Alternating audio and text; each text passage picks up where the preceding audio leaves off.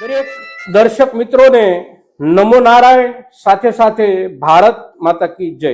આજે આપણે એવી એક જગ્યા ઉપર આવ્યા છીએ કે એ જગ્યા ઉપર માનવ સેવા જે રૂપમાં થઈ રહી છે અને જે રૂપમાં અત્યારે માનવ સેવાનો લાભ આખા આપણા સૌરાષ્ટ્ર અને ગુજરાતના લોકો જે રીતે લઈ રહ્યા છે એ લાભ અહીંયા ઊભો થાય એને માટેની જે કોઈ પ્રેરણા પ્રવાહ તરીકેની એક વિભૂતિ છે એ વિભૂતિ એટલે આદરણીય સ્વામીજી શ્રી નિર્દોષાનંદ સ્વામીજી। એમના એક પવિત્ર વિચારોના પ્રવાહમાં એક વિચાર નવો ભળ્યો કે વિસ્તારના લોકો, ગુજરાતના લોકો, ગામડાના લોકો પોતાના આરોગ્યની સમસ્યાને લઈને જે રૂપમાં પરેશાન છે એમાંથી બહાર આવવા માટે આપણા તરફથી કશુંક થવું જોઈએ, કારણ કે આપણે સમાજના અધ્યાત્મ જગતની આગેવાની કરી રહ્યા છીએ, સમાજના સમાજ જીવનની પણ આગેવાની કરી રહ્યા છીએ, તો આપણી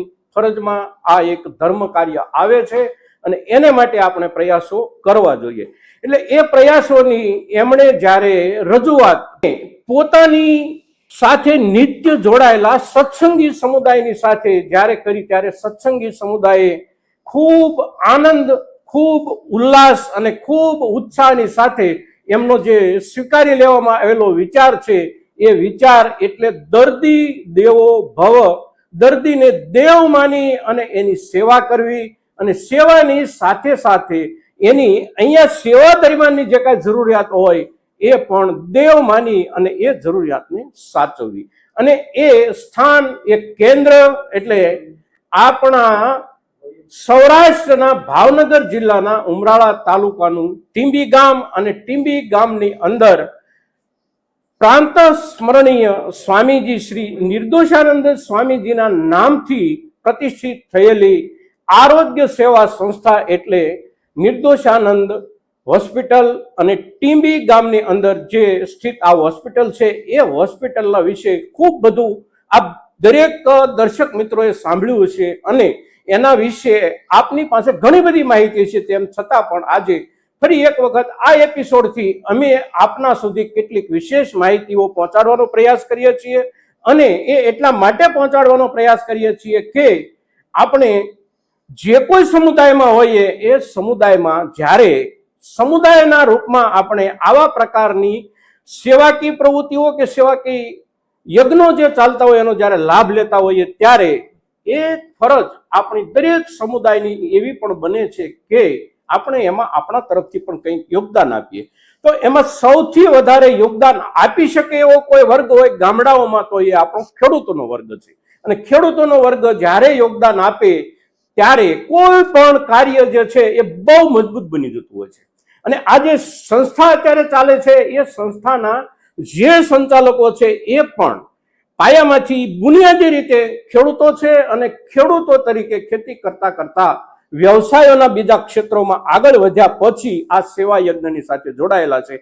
એટલે એકંદર પાયામાંથી જોઈએ તો આખી સંસ્થા જે છે એ ઊભી થઈ ત્યારથી ખેડૂતોના સહયોગથી ચાલતી સંસ્થા છે અને આપણે એક ખેડૂત તરીકે આપણા ખેતરમાં ઘઉં પાક્યા, મગ પાક્યા કે જે કાંઈ ચીજ વસ્તુ પાકી એને આપણા તરફથી એક યોગદાનના રૂપમાં આ સંસ્થા સુધી પહોંચાડીશું તો આ સંસ્થા પોતાના સેવાકીય યજ્ઞમાં જેમ આરોગ્ય અને આરોગ્યની સારવારની વ્યવસ્થા કરે છે એની સાથે સાથે અહીંયા આવતા દરેક દર્દી અને દર્દીની સાથે આવતો પરિવાર એમની પણ સંપૂર્ણપણે પોષણ જરૂરિયાત પૂરી પાડે છે। એટલે કે સવાર, બપોર અને સાંજ ત્રણેય સમયની ભોજનની બિલકુલ નિઃશુલ્ક વ્યવસ્થા પણ આ સંસ્થા તરફથી આપવામાં આવે છે। એટલે એ વ્યવસ્થાને ચલાવવા માટે સંસ્થાનો જે ભંડાર છે, અન્ન ભંડાર, એમાં આપણા તરફથી ક્યારેક એક નાનકડું પુષ્પ આવતું રહે એની પણ આપણે અવશ્ય કાળજી રાખવાની છે। મિત્રો,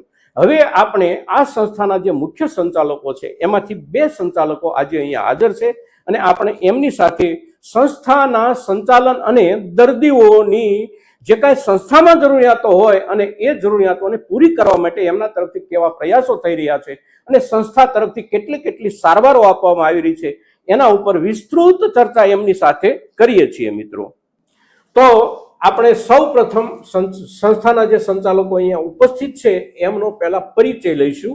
તો શ્રી રાજપરા સાહેબ આપણી સાથે બેઠા છે અને આપણે રાજપરા સાહેબને એ પૂછશું કે તમે આ સંસ્થામાં શું કામગીરી કરો છો અને તમારો પૂરતો જે કાંઈ પરિચય છે એ અમારા દર્શકોને આપો. રાજપરા સાહેબ, તમારું અહીંનું કામ અને એની જવાબદારીઓ અને તમારો જે કાંઈ પરિચય છે વ્યક્તિગત રીતે એનો અમારા દર્શકોને એક પરિચય કરાવો. મારું નામ બાબુભાઈ રાજપરા, પણ મને BL રાજપરાથી ઓળખાવ છું. આ સંસ્થાનો સ્થાપક ટ્રસ્ટી છું અને મારું વતન ઢસા ગામ છે. પણ શરૂઆતથી હોસ્પિટલ બાંધકામ કર્યુંથી માંડીને આજ સુધી નિયમિત જવાબદારીમાં આ હોસ્પિટલના સંચાલનની જવાબદારીમાં નિભાવું છું. તમે શરૂઆતથી જ્યારે આ સંસ્થા સાથે જોડાયેલા છો ત્યારે હું એવું માનું કે આ વિચાર જ્યારે ઊભો થયો છે ત્યારે પણ તમે એ વિચારની સાથે હશો. તો આ વિચાર ક્યાંથી ઊભો થયો અને ઊભા થયેલા વિચારને કેવી રીતે આવું એક મૂર્ત સ્વરૂપ આપવામાં તમે સફળ રહ્યા, એની જે કાંઈ ઘટનાઓ અને પ્રવાહ જે હોય એનાથી દર્શકોને માહિતગાર કરો. સદગુરુદેવ સ્વામી નિર્દોષાનંદ સરસ્વતીજી મહારાજ કે જેના બાળપણથી હું એના સાનિધ્યમાં હતો. સ્વામી નિર્દોષાનંદ સરસ્વતીજી મહારાજ લગભગ સમગ્ર સૌરાષ્ટ્રનો પગપાળા પ્રવાસ કરી અને ગામડે ગામડે વ્યસન મુક્તિનું અભિયાન, ગામડે ગામડે લોકોને સનાતન ધર્મથી નજીક લાવવા માટેના પ્રયાસો અને ટોટલી માનવ જાતના કલ્યાણ માટેને પોતાની જિંદગી ઘસી નાખી. ત્યારે સ્વામી નિર્દોષાનંદ સરસ્વતીજી મહારાજને એવો વિચાર આવ્યો કે ગરીબ માણસો પૈસાના અભાવે સારવાર લીધા વગર મોતના મુખમાં ધકેલાઈ જાય છે. આવા દર્દીઓ માટે એવી એક હોસ્પિટલ બનાવો કે જેમાં તદ્દન નિઃશુલ્ક દર્દીઓને સારવાર થઈ શકે. આ વિચાર સ્વામીજીને ઢસા અમારા આશ્રમની અંદર શિવરાત્રિ ઉત્સવ વખતે સ્વામી નિર્દોષાનંદ સરસ્વતીજી મહારાજને આ વિચાર આવ્યો અને ત્યાં પોતાનો સંકલ્પ જાહેર કર્યો 2005માં કે આવી હોસ્પિટલ બનાવો અને આમાં આ રીતે કાર્યરત કરવાની છે. હવે પ્રથમથી જ એને એવો સંકલ્પ હતો કે આ હોસ્પિટલમાં ટ્રસ્ટીઓએ પણ ક્યારેય કોઈ પૈસો લેવા માટે લાંબો હાથ કરવાનો નહીં અને હોસ્પિટલ બનાવવાનો પડકારરૂપ કામગીરી જવાબદારી સોંપી. એમાં 8 ટ્રસ્ટીઓ સ્વામીજીએ જે બનાવ્યા એમાં મને એને જવાબદારી સોંપી. મને પહેલેથી મારી ઉપર વિશ્વાસ હતો એટલે પહેલેથી નાણાકીય જવાબદારી તમારે નિભાવવાની છે અને વહીવટ કરવાનો છે એ કન્ડિશન સાથે મને આ જવાબદારી સોંપવામાં આવી છે. આ 2005માં ગુરુજીને પ્રજાના હિત માટે તદ્દન નિઃશુલ્ક સારવાર માટેનો વિચાર ઢસામાં આશ્રમમાં આવ્યો. એક નિષ્પૃહ સંતના વિશ્વાસપાત્ર વહીવટકર્તા તરીકે તમે અહીંયા કામ કરો છો.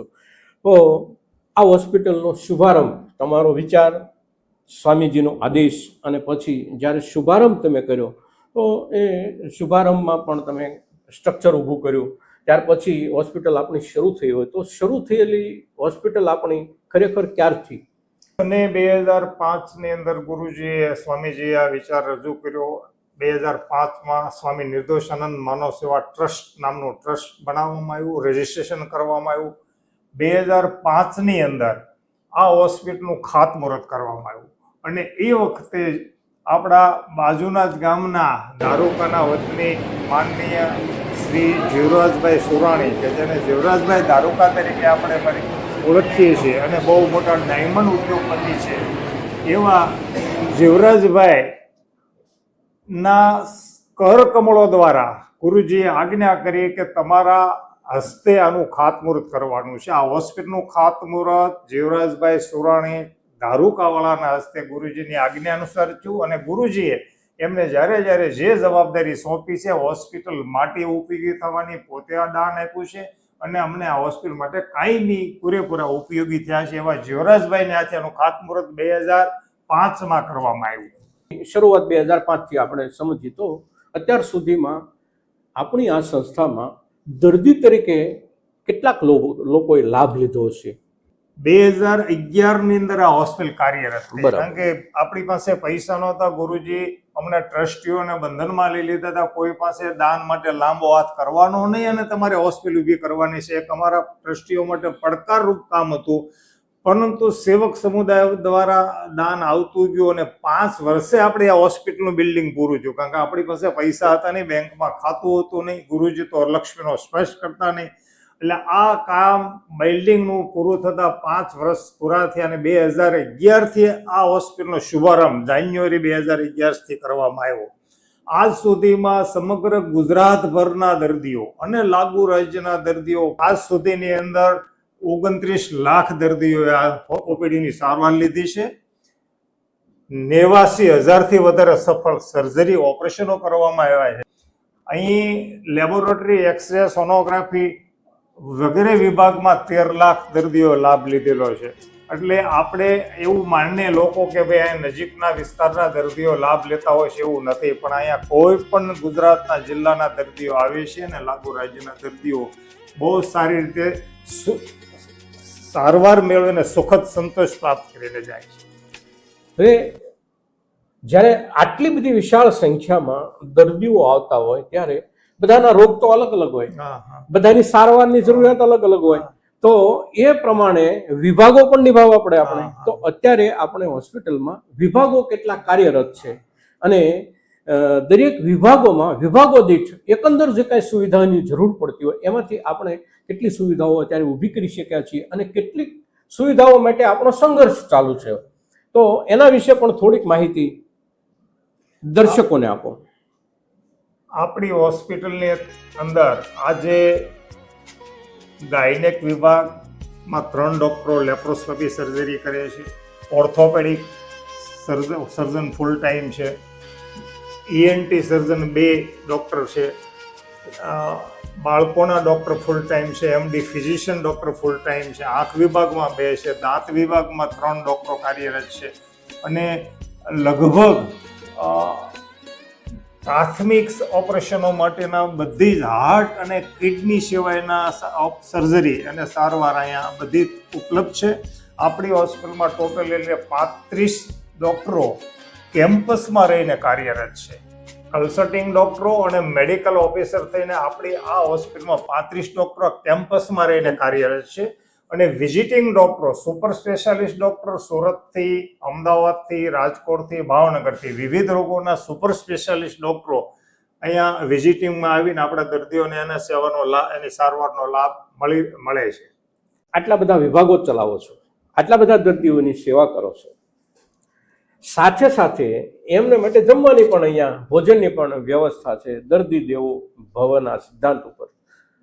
તો તમે દર્દીઓ પાસેથી આર્થિક વળતરના રૂપમાં શું લ્યો? કોઈ દર્દી પાસેથી કાંઈ તમે લ્યો છો કે ક્યારેય કાંઈ લેતા નથી? ગુરુજીની આજ્ઞા અનુસાર આ હોસ્પિટલની શરૂઆત જ એ રીતે કરવામાં આવી છે કે દર્દી પાસેથી આજે નહીં પણ ભવિષ્યમાં આ હોસ્પિટલ કાર્યરત ત્યાં સુધી પૈસો નહીં લેવો, એ કન્ડિશન સાથે અમને બંધનમાં લઈ લીધા છે. ગુરુજીએ છેલ્લે મહાપ્રસ્થાન કર્યું ત્યારે અમને ટ્રસ્ટીઓને વિશ્વાસમાં લીધો કે હું હો કે ન હો પણ આ હોસ્પિટલમાં દર્દીઓ માટે ક્યારે પણ એક પણ પૈસો લેવો નહીં.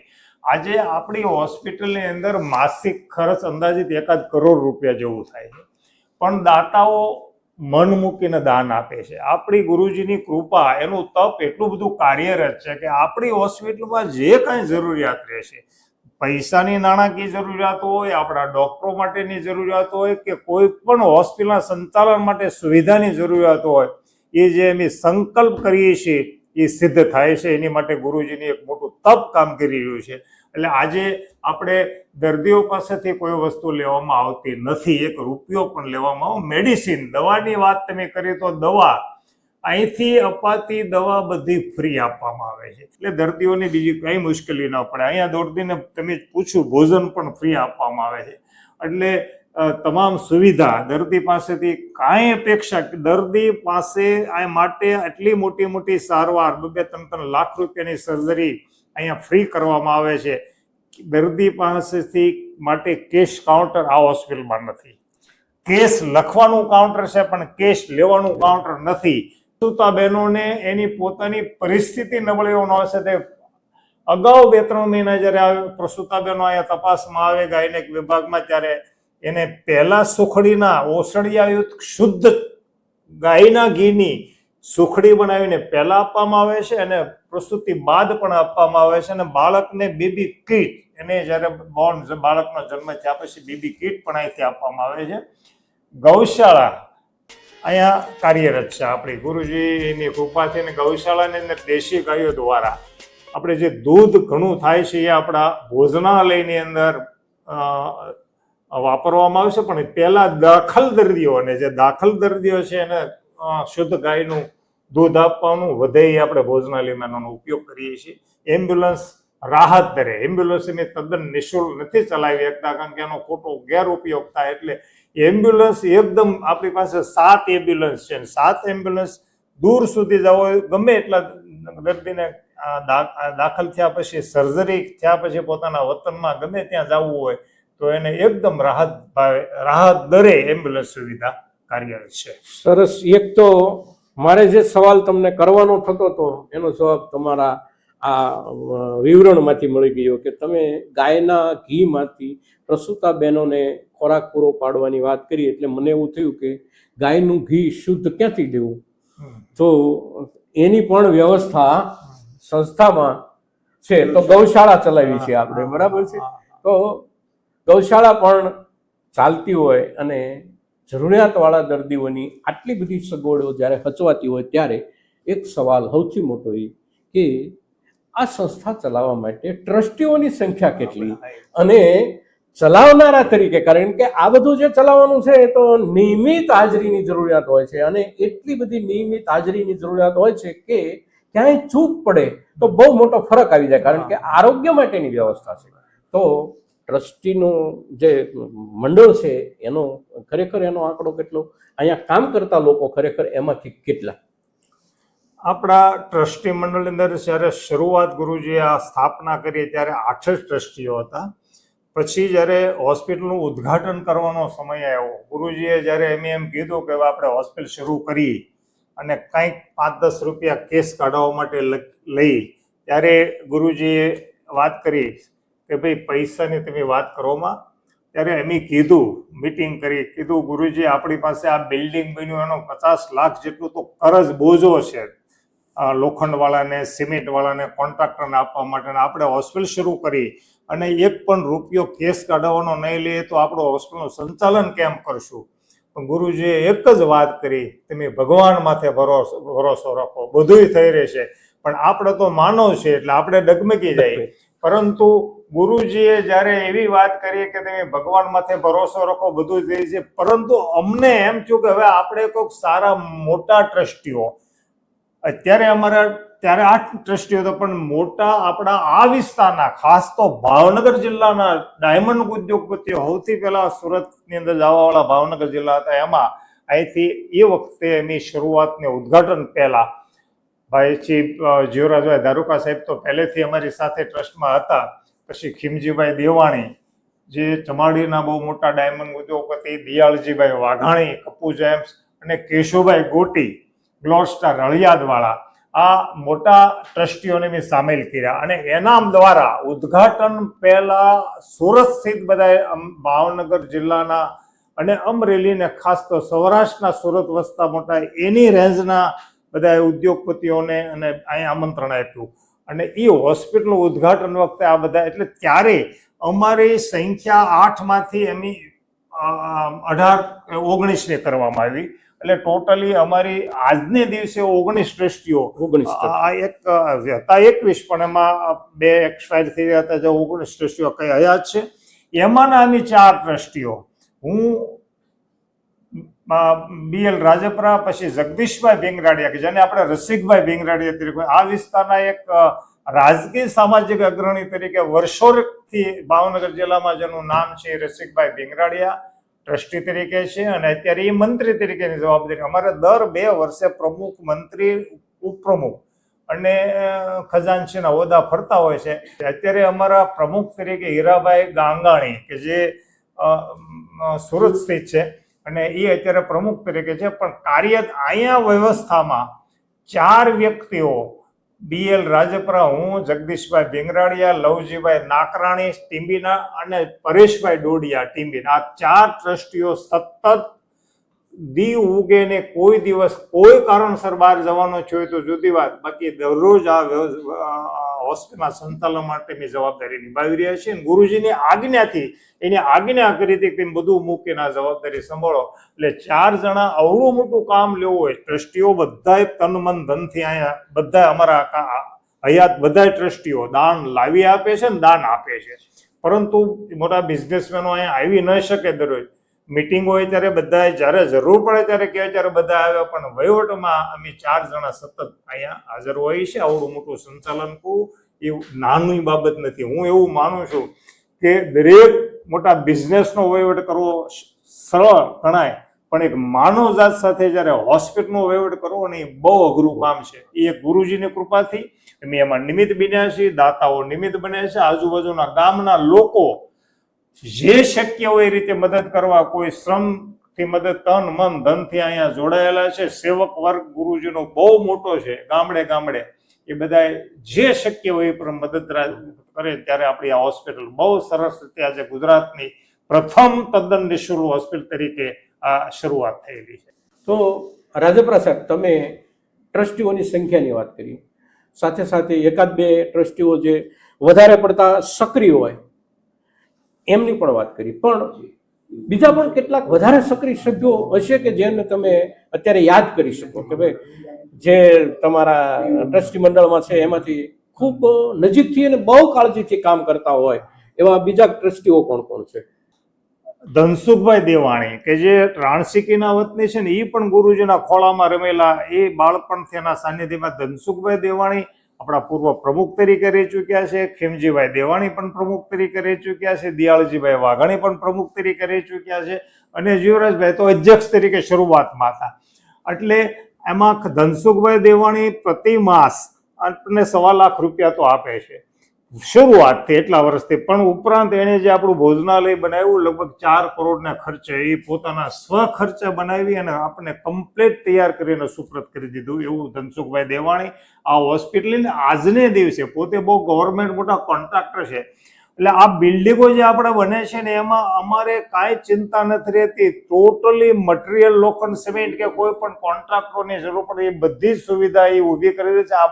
અહીંયા આપણા ગ્રામ્ય વિસ્તારમાં મોટા કોન્ટ્રાક્ટરોને કામ કરવાવાળો કોઈ મળતા નથી, જ્યારે એ બધી ટીમ ધનસુખભાઈ એ અમદાવાદથી એનો શાંતિ કન્સ્ટ્રક્શન ગુજરાત પ્રાઇવેટ લિમિટેડમાંથી મોકલીને આપણને આ સુવિધા. ખાસ તો ખીમજી દાદા દેવાણી કે શરૂઆતમાં તો એને એ પણ પ્રતિમાસ 1 લાખ રૂપિયા તો આપે છે, પણ શરૂઆતના 5 વર્ષ તો 5 વર્ષ સુધી પ્રતિમાસ 5-5 લાખ રૂપિયા ખીમજીભાઈ દેવાણીએ આપેલા.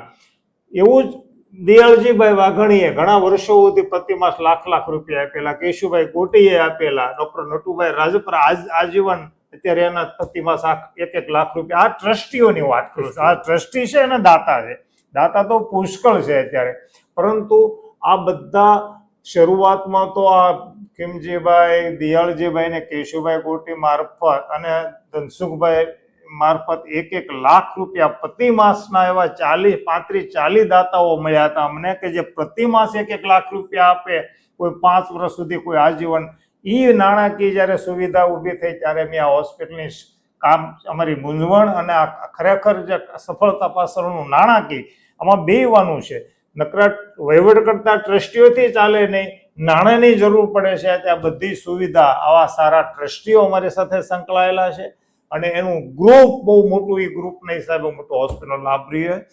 હવે દર્દીઓની સંખ્યા ઘણી હોય, વિભાગો ઘણા બધા હોય, પણ એનું સંચાલન કરવા માટે સ્ટાફ બહુ અગત્યનો હોય.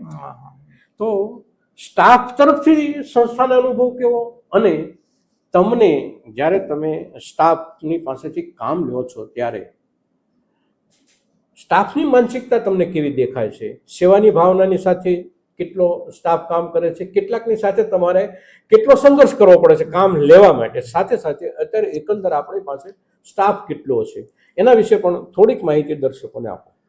આપણી હોસ્પિટલમાં આજે એટલી વિભાગો કાર્યરત હોય, એટલા દર્દીઓ દરરોજના 1200-1500 સુધી દર્દીઓની ઓપીડી હોય છે અને એટલા ઓપરેશનો ત્યારે આપણે સ્ટાફની પૂરી જરૂરિયાત છે. આપણે આપણી હોસ્પિટલમાં અત્યારે 200 જેટલા કર્મયોગી, એમ કર્મચારી નથી કહેતા, ગુરુજીએ કર્મયોગી, અહીંયા ભલે સવેતન કામ કરતા હોય, સેવા આપતા હોય છે, પણ કર્મયોગી તરીકે આપણે 200 કર્મયોગી, જ્યારે ડોક્ટરો, medical officer, nursing, laboratory, x-ray, sonography વિભાગ, રસોડા વિભાગ અને સફાઈ કામદારો મળીને લગભગ 200 કર્મયોગી કાર્યરત છે.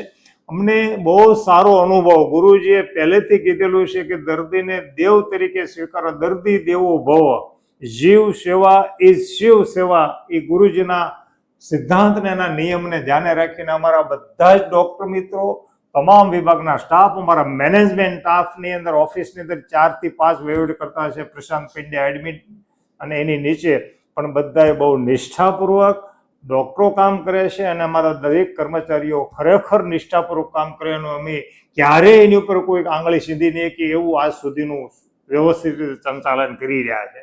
અને અમને તો ગૌરવ એ વાતનું છે કે ડોક્ટરો આવડા મોટા મેજર ઓપરેશનો જે પ્રાઇવેટની અંદર 5-5 લાખ રૂપિયા કીધા હોય એવા મોટા ઓપરેશનો અહીંયા કરે, ત્યારે ડોક્ટરો, અમારા સર્જક, દરેક વિભાગના સર્જિકલ ડોક્ટરો એમ કહે છે કે અમે ગુરુજીનું નામ લઈ અને ત્રંબકનો જપ સ્મરણ કરી અને ઓપરેશનો કરીએ છીએ. આ ઓપરેશનો બધા સફળ થાય છે.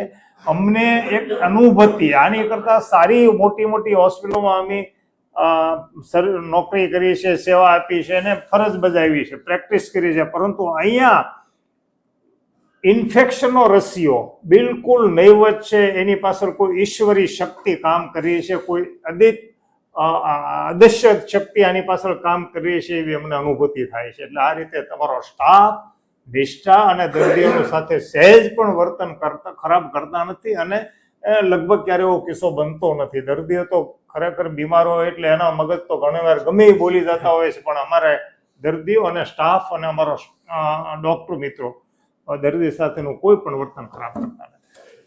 હવે અત્યારે અહીં સુધી આપણે પહોંચ્યા.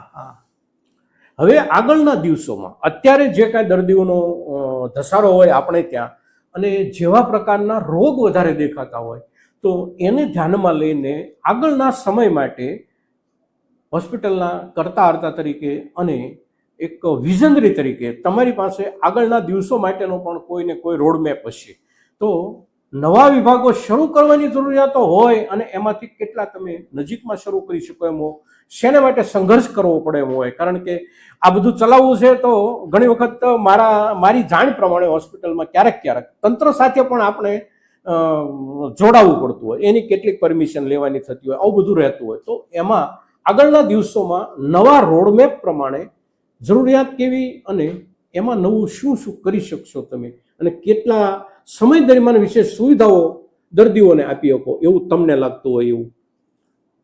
આપણી હોસ્પિટલમાં મેં તમને જે વાત કરી એટલા વિભાગો અત્યારે કાર્યરત સૌ સુવ્યવસ્થિત રીતે છે, પરંતુ આપણી આ બિલ્ડિંગ જ્યારે ઊભું હોસ્પિટલ કર્યું ત્યારે આપણને એમ લાગતું હતું આ બિલ્ડિંગ બહુ મોટું થશે. આજે આ હોસ્પિટલની અંદર આપણે ઊભા રહેવાની જગ્યા નથી દર્દીઓને, એટલું કન્જેસ્ટેડ. આપણે નવા વિભાગો શરૂ કરવો હોય તો આમાં કરી શકીએ નહીં, એટલા માટે બાજુમાં હોસ્પિટલ લાગુ જ એક જ બિલ્ડિંગ થઈ જાય એવું નવું 7 માળનું બિલ્ડિંગ ઊભું થઈ રહ્યું છે બાજુમાં.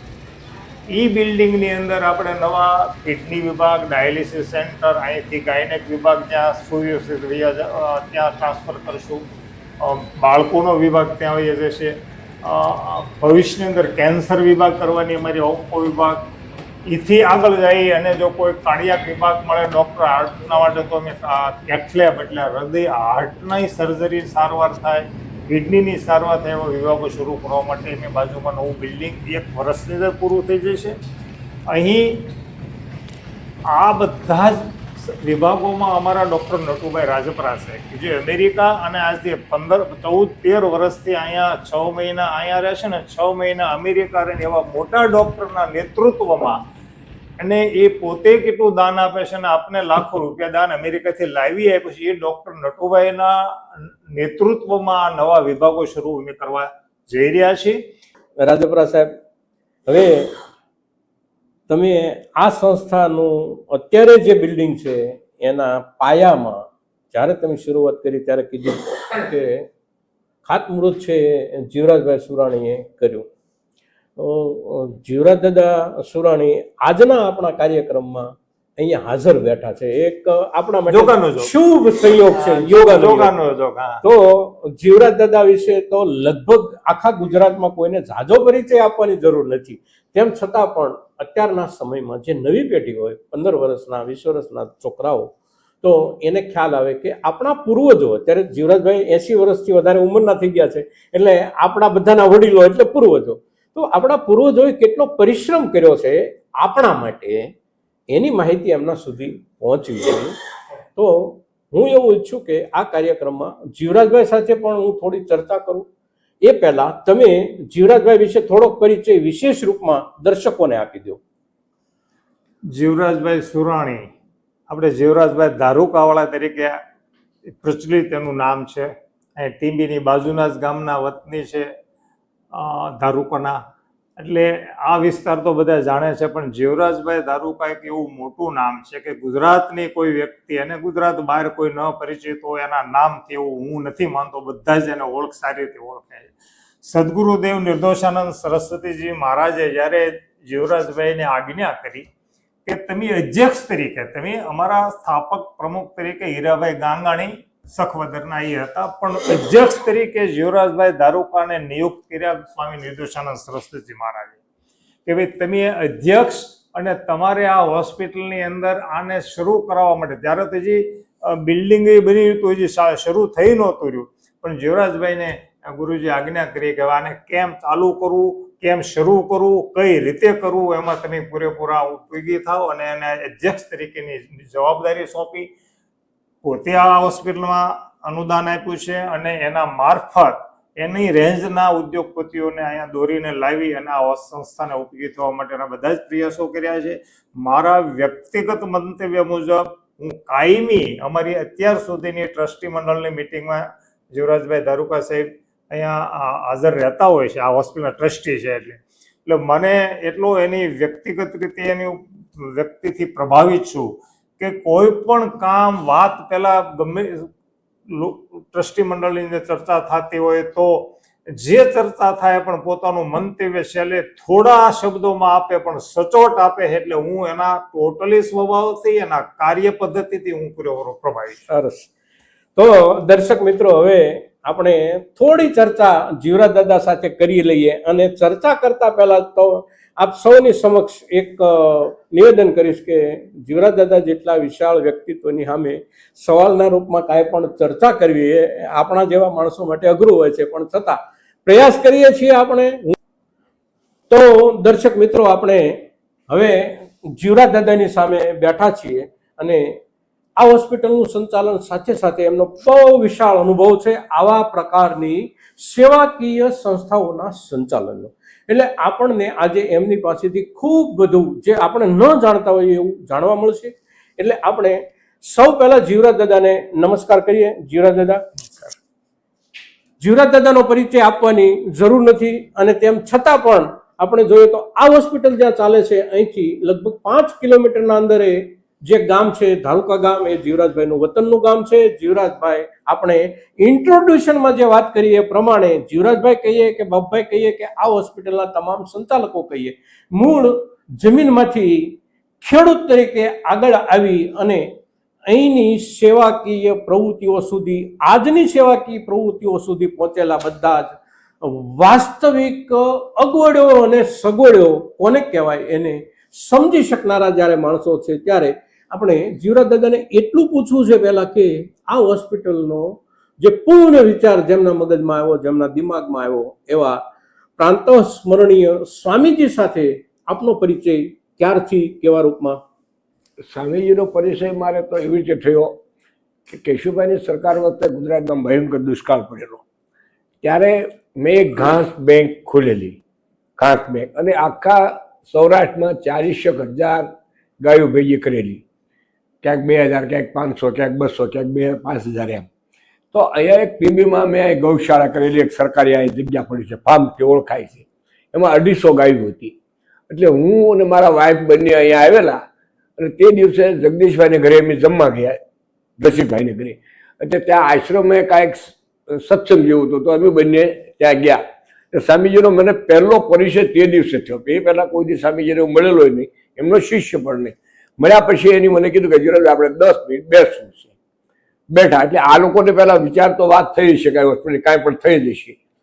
પછી મને સ્વામીજી કીધું કે જીરાજભાઈ અહીંયા એક આપણે આવું ટ્રસ્ટ બનાવી છીએ, એમાં આપનું કાંઈક યોગદાન અમારે લેવું છે સંસ્થામાં કામનું. સારું. જ્યારે હોસ્પિટલ બનવાની થઈ ત્યારે જે અમે જે 8 ટ્રસ્ટી અમે કીધા એ ભેગા થયા હતા સ્વામીજી. ત્યારે સ્વામીજીએ મારું સૂચન કર્યું. ત્યારે હીરાભાઈ ગાંગાણી પ્રમુખ હતા. એમને એવું કીધું કે ભાઈ જીરાજભાઈ તમે પ્રમુખ બનો, તમારે હાથે જ કાઢે. એટલે મેં સ્વામીજીએ કીધું કે ભાઈ મારે તેની આપનો કોઈ શિષ્ય સેવક હોય એમને હાથે કરાવો ખાટમુહૂર્ત. સ્વામીજી 2 મિનિટ વિચાર કરીને કીધું કે મેં જે કીધું છે એ બરાબર છે, આપણે કરવું જ હશે. એટલે મારે હાથે ખાટમુહૂર્ત, મને સારી તક મળી સારું કામ કરવાની. અને એ કામની પ્રેરણા લીધા પછી સ્વામીજીએ કીધું કે ભાઈ ક્યાંય પૈસા નહીં માગવાના. પૈસા માગ્યા સિવાય તો કરવું કેવી જ કરી. 5 વર્ષ અમને લેટ થયું. પછી તો હું કઠણ થયો અને લાગતા વખતે કેવા મળે ભાઈ પૈસા આપો. આ લોકો કે ભાઈ દેવું થઈ ગયું છે, ઉધાર આબરૂ પર લઈ આવે. પછી કાંઈ વાંધો નહીં. અને આપણે પછી જ્યારે શરૂ કરી તે દિવસે ઘણા બધા દાતાઓ જોડાયા. અને પછી સરસ એક આ યોજના બની કે 5 વર્ષે ટ્રસ્ટી ફેરવે.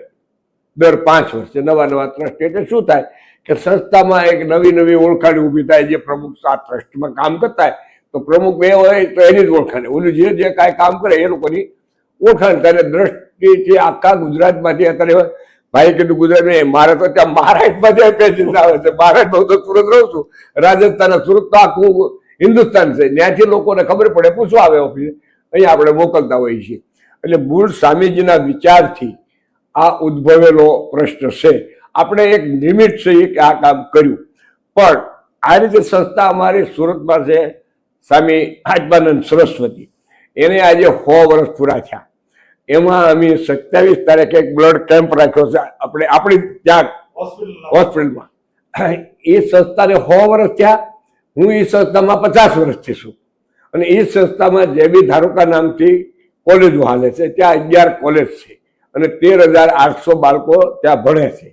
એવી રીતે એક ભાવનગર જિલ્લા લેવા પટેલ સમાજનો પ્રમુખ થયો હું. અને સમાજે 100 કરોડનું ફંડ આપ્યું. 8 કરોડ રૂપિયા મેન કિશોરભાઈ માલદારે જે બેન કાપ નામની સંસ્થાને ત્યાં 23,000 બાળકો આજે ભણે છે. 23,000. 8,000માં સીબીએસઈ અને 6,000માં ગુજરાતી. આખા હિન્દુસ્તાનમાં ક્યાંય ન હોય. કોઈ દીકરી બેન દીકરી વિધવા થઈ તો એની ફીસ સંપૂર્ણ બાળકોની માફ. છૂટાછેડા થયા અને જ્યારે ભાગે બાળકો આવ્યા તો એમાં જ્ઞાતિવાદ જાતિવાદ કોઈ સિદ્ધ નથી. અને ફર્સ્ટ ક્લાસ આવી સંસ્થાઓની સેવા કરવાની તક મળીને સેવાનું કાર્ય સંભાળી રહ્યો છું. સરસ. હવે એક વાત, તમે ઘાસ બેંકની વાત કરી જીરાજભાઈ. એટલે દર્શક મિત્રો, ઘાસ બેંક આ શબ્દ કેટલાક માટે નવો હશે પણ બહુ અગત્યનો છે. એટલા માટે કે આ શબ્દ સૌથી પહેલો ગુજરાતને આપ્યો છે જીવરાજ દાદાએ. એની મને ઘણી બધી માહિતી આ શબ્દની સાથે જોડાયેલી મારી પાસે છે. એટલા માટે કે આપણા સૌરાષ્ટ્રમાં દુષ્કાળના સમય દરમિયાન આખા સૌરાષ્ટ્રમાં એમણે દક્ષિણ ગુજરાતમાંથી અહીંયા સુધી ઘાસચારો પહોંચે અને અહીંયા બરાબર ખરેખર જરૂરિયાતની જગ્યાએ ઘાસચારો જાય છે કે કેમ, એની પાછળ નિયમિત રીતે નજર રાખવા સુધીનું જે કાંઈ કામ કર્યું છે. અને એ સમયના દુષ્કાળના સમયના ચૂંટાયેલા ધારાસભ્યો અને સંસદ સભ્યો જે કોઈ જ્યારે પણ મળ્યા ત્યારે એમણે કાયમ માટે ઘાસ બેંક યાદ કરી છે. એટલે હોસ્પિટલથી થોડાક આગળ જઈ બાજુમાં જઈ અને ઘાસ બેંક તમે કેવી રીતે શરૂ કરી અને ક્યાં ક્યાં સુધી એનો લાભ મૂંગા પશુઓએ લીધો, એનો એક જવાબ આપના તરફથી અવશ્ય મળવો જોઈએ દર્શકોને. સરસ. હું ને કેશુભાઈ બંને રાજકોટથી ગાંધીનગર જતા હતા હેલિકોપ્ટરમાં. અને અમે સુરેન્દ્રનગર ઉપરથી જ્યારે નીકળ્યા ત્યારે આખો વરસાદ થયેલો દિન સાથે માથે વહી ગયેલી, કેટલો કાળા મશ પડેલા. એટલે આમ કેશુભાઈ નીચે જોઈને આમ રેખા પેલી થઈ. પણ અમે જયારે ગાડીમાં હેલિકોપ્ટર બેઠા મેં પૂછ્યું, દાદા આપણે સુરેન્દ્રનગરથી નીકળ્યા ત્યારે તમારે મને ટેન્શન દેખાયું હતું, શું એવો વિચાર આવ્યો હતો? મને કે ભાઈ સમજ ન પડી. મેં કીધું શું? મને કે દુષ્કાળ આવી રહ્યો છે તો કેવી રીતે આને પાર કરશું? પાણીનો પ્રશ્ન થશે, ઘાસચારાનો થશે. એટલે ઘાસચારામાં કીધું દાદા શું થાય? આપણે લોકો અનુભવ નહીં. મને કે ખેડૂતોને રૂપિયા કિલો તંગીનું ખડ આપણે આપતા હોય, કેટલ કેમ્પ સરકાર કરતી હોય, પણ જે ખેડૂત ન હોય એને ઘાસ ક્યાંથી આપવું? એટલે મેં કીધું તો એ પ્રશ્ન હું સંભાળું. એ પ્રશ્ન મને કે કેવી રીતે કરશો? મેં કીધું એ હું મારી વ્યવસ્થા ગોઠવી દઈશ. એટલે મેં સુરત જઈને આગેવાનોની મિટિંગ કરી, સૌરાષ્ટ્રના લોકોની, અને ઘાસ બેંકની સ્થાપના કરી અને અમે 5 ટ્રસ્ટી બન્યા ઘાસ બેંકના. હવે જોતામાં 40,000 ગાય ગુજરાતમાં ભેગી થઈ કાઢી મેકેલી લોકો ઘરેથી, અને એમાં 250 તો ઉમરાળામાં જ હતી. હવે રોજ 20 ટ્રક ઘાસ સૌરાષ્ટ્રમાં આવે ડેલી. 150 છોકરાઓ એની વ્યવસ્થા સંભાળે, કારણ કે હું ભારતીય જનતા પાર્ટીનો પ્રદેશ ઉપપ્રમુખ હતો, એટલે કાર્યકર્તાઓ બી ખૂબ જોડાયેલા હોય સાથે. હવે બન્યું એવું કે દક્ષિણ ગુજરાતમાં વરસાદ થઈ ગયો આ કરતા 1 મહિનો વહેલો, અને સૌરાષ્ટ્રમાં ન થયો ત્યારે તો ઘાસનો મોટો પ્રશ્ન થયો. એટલે ગોપાળ ભવાન કરીને ગોપાળભાઈ હતા, એ સૌરાષ્ટ્રમાંથી આવ્યા હતા. એની આપણે આણંદ ને નડિયાદ ને ખેડા એ બધું બાજરી કપાયેલા પૂળા જોયા. મને વાત કરી અને ત્યાં ટેન્શન વધ્યું તો ઘાસ ગાડી જ નીચે ન ઉતરે ક્યાંથી લાવવું? રોડથી નીચે ગાડી જ જાય નહીં. એટલે અમે 25 જણા નીકળ્યા, 25 જણા, અને જેટલા પૂળા જ્યાં મળે લઈ લીધા. જ્યાં હરિકૃષ્ણભાઈ ડીએસપી હતા ત્યાં, અને એમની મને પાછી ત્યાં 20 ટ્રકની વ્યવસ્થા કરી કે સૌરાષ્ટ્રમાં જાતે ટ્રક એનો જાડેજા કરીને પીઆઈ હતો રોડ ઉપર, અને સૌરાષ્ટ્રમાં નાખ ઘાસ 50% ભાડું. પણ ભાડું પણ અમે ક્યાંથી શું કરશો? અહીંથી કોઈની પાસે નહોતા લેતા. અને આ રીતે આખો વહીવટ થયો. છેલ્લે જયારે વરસાદ થવાની તૈયારી હતી ત્યારે પાછો હું પ્રવાસમાં નીકળેલો કે હવે સ્થિતિ શું? ત્યાંથી તો ઘાસ નહોતું, અહીંથી મળ્યું, પણ હવે તો આ વરસાદ થયો હતો. ત્યારે હું ને મારા વાઈફ ટીંબી ગયું પાસે રોકાણા. એમાં એક 2 મહિનાની વાસળી સફેદ આવી. ત્યારથી મને કે આને આપણે સુરત લઈ લ્યો. ત્યારથી હું ગૌશાળા મારી પાસે 60 ગાય છે, ત્યારથી ગૌશાળા ઊભી કરી અને આ સેવા ક્ષેત્ર આ રીતે આગળ ધપાયું. હવે આ હોસ્પિટલ આ એક યુનિટ છે, અને આ એક એવું યુનિટ છે કે જેને આપણે ટોટલ એક એન્ટિક કહી શકીએ એવું આ યુનિટ છે, બરાબર. પણ તમે તો આવી ઘણી બધી સંસ્થાઓ સાથે, હમણાં તમે કીધું એમ આત્માનંદ સરસ્વતી સંસ્થા જે સુરતમાં ચાલે છે, તો એની સાથે પણ તમે જોડાયેલા છો. સૌરાષ્ટ્રની કોઈ પણ પ્રતિષ્ઠિત અને વધારે કામ કરતી સંસ્થાઓ છે ત્યાં તમારું કોઈને કોઈ રૂપમાં જોડાણ છે. સાથે સાવ નાનામાં નાની સંસ્થા છે તો પણ તમારું જોડાણ કોઈને કોઈ રૂપમાં હશે આખા ગુજરાતમાં. તો બાકીની બધી જે સંસ્થાઓ છે એમાં અને આ સંસ્થામાં તમને એક ઓબ્ઝર્વર તરીકે, એટલે કે એક મૂલ્યાંકન કરનાર દ્રષ્ટિવાન નેતા તરીકે તમને શું ફરક દેખાય છે? તો આપણે બધે ફરતા હોય છે આખા ગુજરાતમાં, કારણ કે ઉપપ્રમુખ જયારે હતો ત્યારે મેં 182 તાલુકાનો પ્રવાસ કર્યો, એટલે સૌરાષ્ટ્ર લગભગ મંદિરો ને આ આરોગ્યની બધી ખબર. પણ ટીમી જેવું ક્યાંય કરતા ક્યાંય વ્યવસ્થા નથી. બધા કરે છે, પણ માનો કાંઈ ધંધુકા ઓધોજીભાઈ ને એ લોકો કરે છે, એમાં મારા ભાગીદાર ભગવાનભાઈ ટ્રસ્ટી છે, હું નથી. ભગવાનભાઈ એમાં ટ્રસ્ટી છે. ત્યાં પણ હું અહીં જયારે સૌરાષ્ટ્રમાં આવું ત્યારે 2 કલાક ખોટી થાવ છું ઓધોજીભાઈ સાથે વેવાઈને નાતે ચર્ચા કરવા બેઠા ને વાત સાંભળતા. એ પણ આપણા જેવું ચલાવવાના પ્રયત્ન કરે, પણ આવું ચાલતું નથી. સારું ચાલે છે એ વાત પાકી, પણ આના જેવું નજરાણું આખા ગુજરાતમાં મેં ક્યાંય જોયું નથી. બરાબર. હવે આગળ કલસરિયા સાહેબની ત્યાં પણ એવો છું. મેં પ્રાથમિક પરિચયમાં એક મુદ્દો મૂક્યો કે આ સંસ્થાનું સંચાલન અને પાયો અત્યાર સુધીમાં મોટા ભાગે ખેડૂત પરિવારમાંથી આવતા લોકો જ કામ કરી રહ્યા છે. તમે પણ ખેડૂત પરિવારમાંથી આવો છો, બાપભાઈ પણ ખેડૂત પરિવારમાંથી આવે છે. તમે જે ટ્રસ્ટીઓની વાત કરો છો અને જે યાદી છે આ પણ બધા ખેડૂત પરિવારમાંથી આવે છે. હવે એક સવાલ, તમે તો ઉદ્યોગપતિ પણ છો સાથે સાથે, એટલે એક સવાલ તમને એ પૂછું કે સમાજમાં ખાસ કરીને મીડિયામાં ખૂબ ભણેલા જે માણસો છે અને જેને ગામડાની બહુ ખબર નથી, અગર તો ખેતીની ખબર નથી, એવા લોકો વારંવાર એક વાક્ય વાપરે છે, ને એ વાક્ય ખેડૂત તરીકે મને બહુ વાગે છે કે ખેડૂતો સરકારને કોઈ પ્રકારનો કરવેરો નથી આપતા. ખેડૂતો સરકારને કોઈ પ્રકારનો કરવેરો નથી આપતા. તો આ સંસ્થાની અંદર જેટલી જરૂરિયાતો છે એમાં ખેડૂત સમુદાયથી વધારે કોઈ ઉપયોગી થતું હોય એવું બને છે ખરું? ખેડૂતો અત્યારે જોવા જઈએ ને તો અમારી આ ગૌશાળા છે, ત્યાં જે કાંઈ ઘાસ જોયું છે અમારે લગભગ વેચાતું લેવું નથી પડ્યું. આખું ખેડૂતો તરફથી આવે છે. અહીંયા જે આ ભોજનાલયમાં જે 2000-3000 લોકો એવરેજ જમે છે પર ડે, એનું અમે 100 રૂપિયાનું કાંઈ લેતા, બધું જ ખેડૂતો તરફથી આવે. જીરું પાક્યું જીરું આપી જાય, મગ પાક્યા મગ આપી જાય, દાળ પાકી દાળ આપી જાય, ચોખા પાક્યા ચોખા આપી જાય, ઘઉં પાક્યા ઘઉં. આ રંગોળાથી એકદમ જ 700 મણ ઘઉં આવ્યા એક સાથે. એટલે એ જે અહીંયા ભોજનાલયનું અમારે કોઈ ખર્ચ છે નહીં. ખેડૂતો પાસે કર નથી, પણ ખેડૂત પાસે છે શું?